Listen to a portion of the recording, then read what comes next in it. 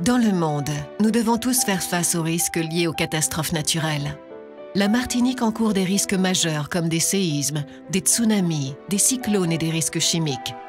Notre insularité nous ramène à 8 heures de délai minimum avant l'intervention de secours venant de l'extérieur du territoire. Les secours de terrain, SDIS, forces armées, aide humanitaire ne pourront pas se rendre simultanément dans tous les quartiers, au plus proche de la population.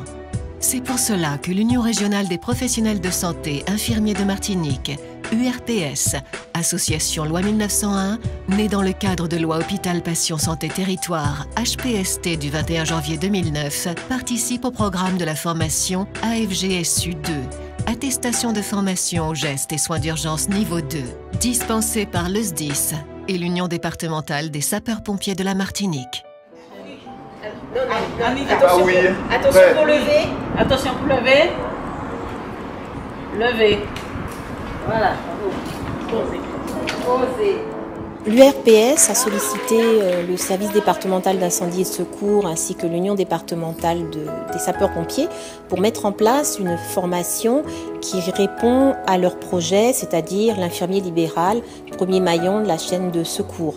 Nous sommes dans une île avec de forts risques, donc il était intéressant d'avoir 1300 infirmiers répartis dans le département qui puissent être actifs en cas d'un événement majeur, mais également dans le cadre de leur patientèle. Nous avons décomposé cette formation en 2 grandes étapes. Donc la première étape s'est déroulée sur 3 jours et sous l'égide de l'Union départementale des sapeurs-pompiers. Et ces 3 jours de formation ont consisté à enseigner les gestes d'urgence aux infirmiers libéraux. Les gestes d'urgence, très importants, et de coller au plus près à la réglementation en vigueur en matière de formation des infirmiers en leur proposant un AFGSU 2 qui est une formation du ministère de la Santé.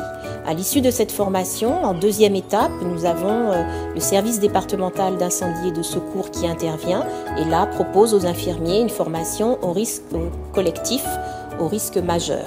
Donc c'est une formation qui se veut graduelle. On part d'une prise en charge individuelle pour arriver à une prise en charge collective. Monsieur, serrez-moi les mains. Apparemment ça saigne beaucoup, ça vient beaucoup saigner, mais je ne sais pas depuis quand. Infirmière libérale, je suis souvent dans le soin et là spécifiquement une formation pour des soins de secours. On a cette compétence, mais nous n'avons pas une formation aussi adaptée que celle que nous faisons aujourd'hui. C'est vrai que nous sommes infirmiers, mais nous ne sommes pas secouristes. C'est pas parce qu'on est infirmier, parce que vous savez, dans les spécialités, il y a les urgentistes, enfin.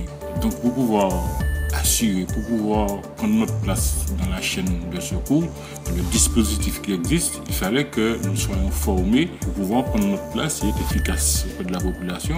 Et notre ambition aussi, c'est avec ce que nous allons acquérir, d'aller vers la population, d'aller vers les quartiers pour leur faire des petits enseignements, pour leur expliquer les gestes de premier secours, pour qu'en cas de catastrophe, justement, ils nous aident à faire les gestes d'urgence. Les 2 jambes sont brûlées. Bon, vous ne pouvez pas vous lever, si je comprends bien. D'accord. Bon, alors déjà, on va lever Oui, je suis venue voir la grand-mère. D'accord. Ok. Je venais lui montrer son arrière-petit-fils qu'elle n'avait jamais vu. Alors, l'étendue des brûlures se limite au niveau du tibia, enfin là, ce niveau-là, voilà. Les 2 jambes, jambe droite et gauche. Est-ce que vous pouvez vous lever? Oui. D'accord. Voilà, vous allez vous lever.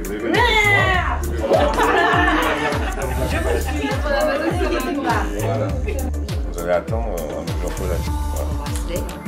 La deuxième partie de la formation est quelque chose de vraiment nouveau pour nous, puisqu'elle ne fait pas partie de notre programme de base de diplôme d'état d'infirmier. Il s'agit donc d'une formation au secours à multiples victimes.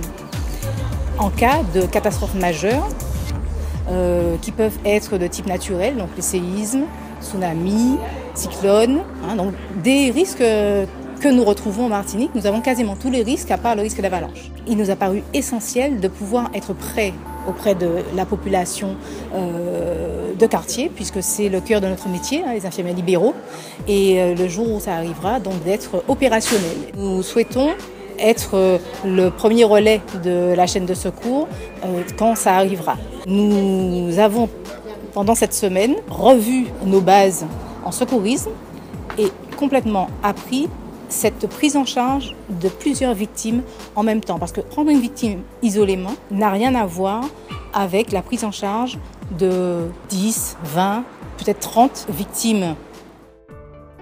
Cette journée a été consacrée à une séquence pédagogique bien particulière. Donc, nous avons traité l'arrêt cardio-respiratoire dans un cadre professionnel avec plusieurs personnes et notamment avec du matériel bien précis. Donc, un bas-vu, c'est un élément qui va nous permettre de ventiler notre victime, et le défibrillateur semi-automatique qui va nous permettre de prendre en charge l'arrêt cardio-respiratoire à un stade précoce. C'est un appareil qui va envoyer une onde électrique et qui va permettre de stopper l'activité du cœur et de faire redémarrer le cœur. C'est un appareil qui est indispensable et qui sauve de nombreuses vies. Et donc tout secouriste doit savoir se servir afin d'apporter un maximum de chance à la victime. À l'issue de cette séance d'apprentissage, nous avons souhaité mettre l'ensemble des stagiaires en situation. Donc nous leur avons proposé une série de mises en situation avec des prises en charge de victimes dans le cadre d'un risque collectif ou d'un risque individuel.